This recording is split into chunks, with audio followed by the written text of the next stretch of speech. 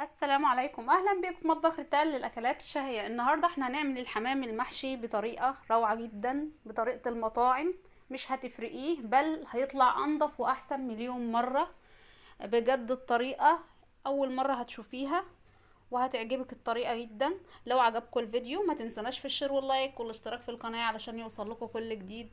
بجد بصوا، هو شكله بيتكلم عن نفسه، بتنبهروا كده من شكله. ايه رأيكم؟ بجد يستاهل لايك ولا ما يستاهلش؟ لايك للفيديو علشان يوصل لكل الناس، وشير واشتراك للقناة. واو، حاجة كده خطيرة لا تقاوم. يلا نشوف الطريقة مع بعض. اول حاجة هنا معايا الحمام بتاعي، انا هعمل 4 وحدات. فانتي بتمسكيه تنضفيه كويس وتنقعيه في ليمون وملح وتدعكيه كويس لغاية ما تنضفيه وتشيل منه الزفارة خالص. هنا بقى علشان نمحي الزفارة خالص، الخطوة ديت انا بعملها بالتبلي الحمام بتاعك. هنديله تتبيلة كده قبل ما نحشيه. بنزل بنص كمية البصل بتاعي، طبعا انا عاملة بصلاية متوسطة فرمها ناعم. بنزل عليها بملح وفلفل وكمون وادعكها كويس جدا، اخلطهم مع بعض قوي بالمعلقة مع بعضهم كده لغاية ما نتبل البصل بتاعنا هو والفلفل. هنتبل البصل بالفلفل والملح كده خلاص اتبل معانا. نمسك الحمام بتاعنا بقى، بيكونوا غسلينه كويس جدا. بنمسكه بقى ايه، ندعكه بالبصل والملح والفلفل، ندعكه كويس جدا بالشكل دوت. تمسكي الفرد بتاع الحمام تدعكيه كويس جدا وتتبليه بقى من تحت الجلد، بس بالراحه علشان ما يتقطعش منك، وتفضلي محافظه على الجلد بتاعه. امسكي اهم حاجه كده بالراحه خالص، ادعكيه كويس جدا كده. احنا بنتبل الحمام، بتتبليه تيجي بقى تحشيه. بدك تاكلي العظم قبل الحمام ذات نفسه، قبل اللحم. بتحس كده بطعم الحمام كده، حاجه كده غريبه، حاجه اول مره تاكليها بطعم رهيب. طبعا انا تبلتهم بالشكل دوت، بركنهم بقى. وبعد كده نروح نشوف الخطوه اللي بعد كده. طبعا انا هنا هحشي الحمام بتاعي رز، ودي لحمه مفرومه، ودي بقيه البصلايه بتاعتي.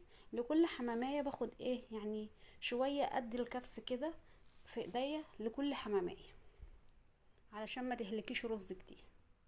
هي ما بتاخدش رز كتير. طبعا هنا بنزل بمعلقتين من الزبده او السمنه. بعد كده ببتدي انزل باللحمه بتاعتي.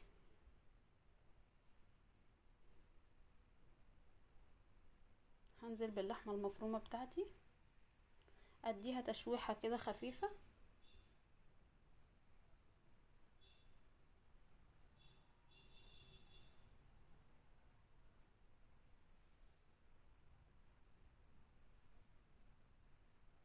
هنزل بالبصلايه كمان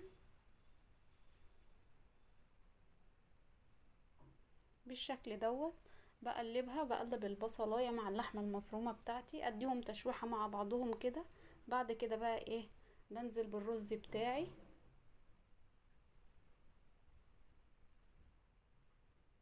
اهم حاجه الرز ده اساسا بيبقى طعمه حلو قوي، فساعات الواحد بيزود الكميه بتاعته لان الولاد بتحبه جدا. طبعا هنزل بالبهارات بتاعتي اللي هي ملح وفلفل وكمون. ولو عندك مكعب مرق وعايزه تحطيه حطيه، بس انا هحط شوربه في الرز علشان اسويه نص تسويه كده، علشان انتوا عارفين طبعا ان الحمام ما بياخدش سوا. فاحنا يعني ايه بنسوي الرز علشان ايه، الحمام ما بياخدش سوا وما يقعدش في السوا كتير. طبعا هنزل بالشوربه مش بكميه شوربه كتيره قوي، لا يعني بسويه نص سوا. اول ما يتشرب بقى الشوربه بتاعتنا ديت، بطفي عليه واسيبه يبرد وبنحشي الحمام بتاعنا. طبعا ده شكل الرز بتاعنا اهوت بعد ما استوى. هبتدي بقى، ودي الحمام بتاعنا اتبل، هبتدي احشي بقى الحمام له طريقتين للحشو. انت بتحشيه من البطن كده، ودي اول طريقه انا هوريها لكم. الطريقه دي سهله، وما تخافيش على الجلد، ممكن ما يعني مش هيتقطع منك بالطريقه ديت. انا بسهل يعني ايه، هوريكي خطوتين كده. انت بتحشي من البطن بيطلع في الزور كده، بتبتدي تعبي الجلد بتاعه من الصدر علشان ما يتقطعش منك بالشكل دوت. بتعبي في البطن بتاعته الرز، وبيطلع هو ايه على الزور. تبتدي انت تفرديه بالراحة واحدة واحدة كده علشان ما يتقطعش منك. وانت بتحشي الحمام ما تملهوش قوي، يعني ايه، اديله راحته ان الرز يستوي، وما تدكوش رز قوي عشان لو دكتيه رز هيفرقع منك، تبص تلاقيه بقى اتقطع منك مش عارفه. لا، اديله راحته كده وهو مش هيتقطع منك ولا اي حاجه. وما تحاوليش ان انت تمليه رز على الاخر، تديله يعني الحجم المناسب لحجم الحماميه اللي في ايديك. شايفين بيتحشي معايا بمنتهى السهوله، ما بجيش من ناحيه الرقبه خالص، بفضل محافظه على الجلد بتاعي. وكمان اهم حاجه في الحمام خطوه التسويه.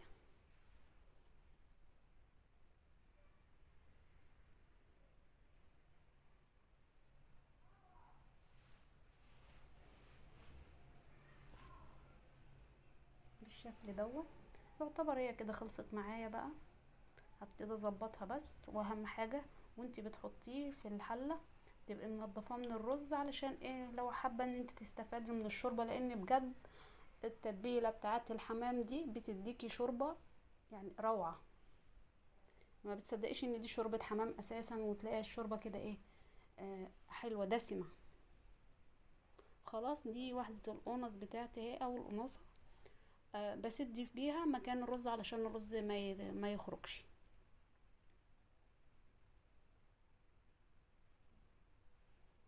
بمسك رجلين الحمام بشبكهم في بعضهم كده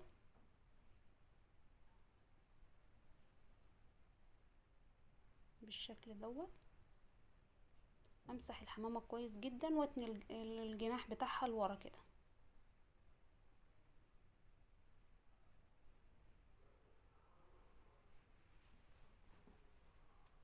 هي كده خلاص.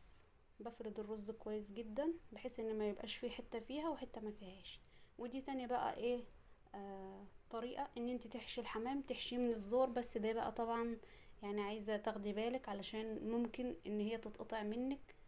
بس هي طريقة سهلة كمان يعني جدا، وبتتحشي معاكي الحمامة بمنتهى السهولة. بس يعني الخوف من الجلد، عشان انتوا عارفين طبعا ان الحمام جلده رقيق جدا وبيتقطع على طول. فاحنا ايه، بنشوف اسهل طريقة ونحافظ على الجلد علشان ما يتقطعش معانا.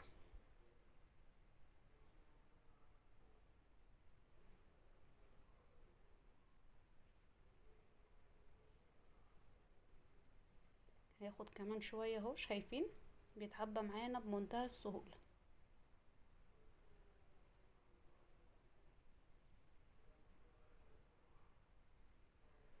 يعتبر انا كده خلصت. هبتدي احشي البطن بتاع الحمام بقى بتاعي. خلاص كده هحشي البطن بتاعها بس شوية رز صغيرين اهم.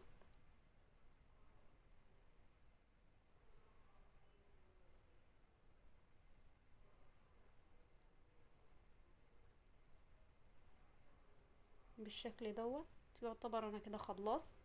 هبتدي اجيب بقى ايه، وحدة القناصة، اسد بقى ايه مكان الرز علشان الرز ما يطلعش من الحمام ويبهدل له الشوربة، علشان الشوربة يعني ايه، تبقى طعمها حلو كده.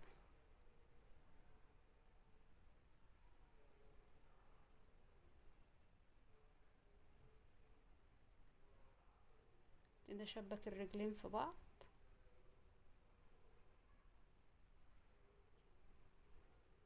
واتني الجناح بتاعها لورا كده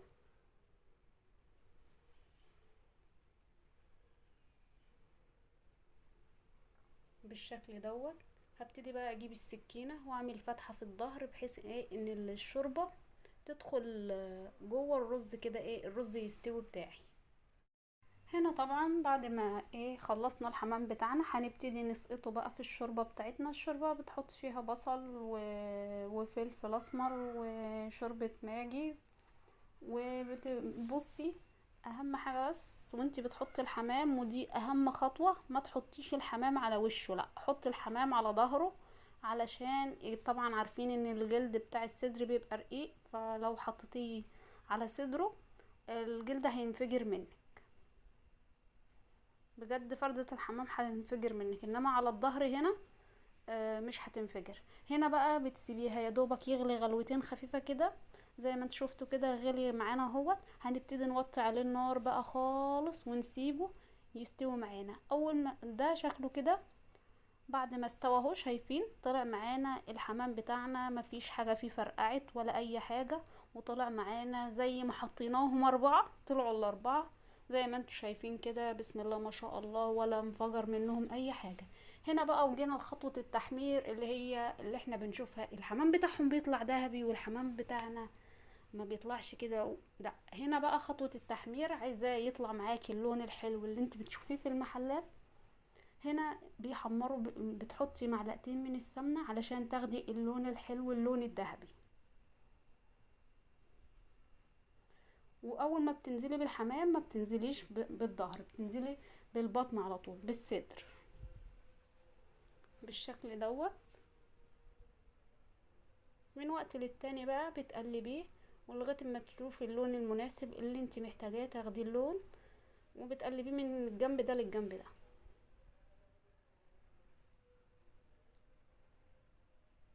بالشكل دوت. شايفين اللون الحلو معانا؟ طبعا ده شكل الحمام بتاعنا اهوت بعد ما اتحمر. شايفين الشكل؟ بجد هو بيتكلم عن نفسه، مش محتاج اي كلام. شايفين المنظر؟ ولا انفجر مننا ولا اي حاجة. بسم الله ما شاء الله. لو عجبكم الفيديو ما تنسوناش في الشير واللايك والاشتراك في القناة علشان يوصل لكم كل جديد، وشير علشان كل الناس تستفيد. بجد الطريقة حلوة قوي والطريقة سهلة، والحمام مش عمره ما هينفجر منك بالطريقة دي. لو عجبك الفيديو